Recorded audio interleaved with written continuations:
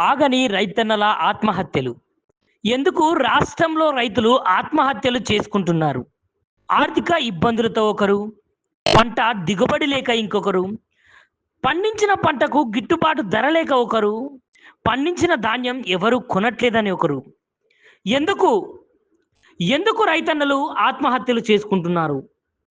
నేడు తెలంగాణ రాష్ట్రంలో ఎక్కడ చూసినా వరంగల్‌లో కావచ్చు, ఖమ్మంలో కావచ్చు, కరీంనగర్‌లో కావచ్చు, మహబూబాబాద్‌లో కావచ్చు, మహబూబ్ నగర్‌లో కావచ్చు, ఇలా చెప్పుకుంటూ పోతే తెలంగాణ రాష్ట్రంలో ఉన్నటువంటి మారుమూల ప్రాంతాలలో రైతన్నలు ఏదో ఒక మూలన ప్రతిరోజు ఆత్మహత్య యత్నాలకు, ఆత్మ ఆహుతులకు, ఆత్మహత్యలకు పాల్పడుతున్నారు.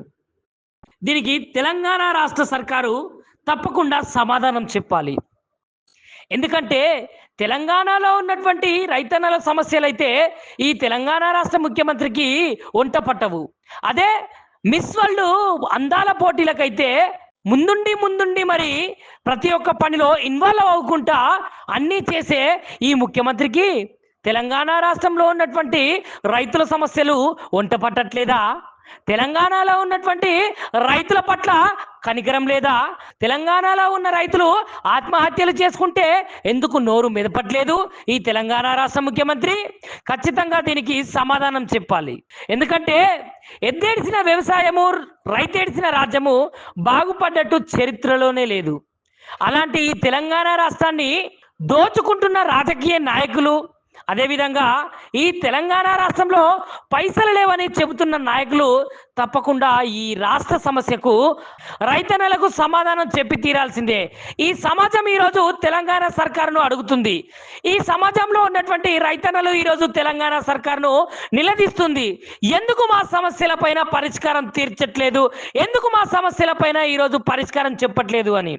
నిజానికి తెలంగాణ సర్కార్ అయితే రైతన్నల సమస్యలను పరిష్కారం తీసుకోవాలి కదా, పరిష్కారం చెప్పాలి కదా, వెంటనే వారి యొక్క సమస్యలను నెరవేర్చే చట్టం ఏదైతే అమలులోకి తేవాలి కదా. జనాల్లారా, రైతుల్లారా, ఎందుకు మీ ప్రాణాలను బలి చేసుకుంటారు? గిట్టుబాటు ధర లేదా? రాష్ట్ర ప్రభుత్వాన్ని అడగండి. వడ్లు కొనట్లేదా? రాష్ట్ర ప్రభుత్వాన్ని నిలదీయండి.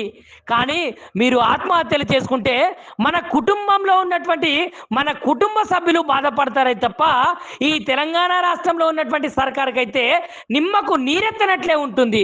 కాబట్టి చావుతో పరిష్కారం కాదు మన భవిష్యత్తు.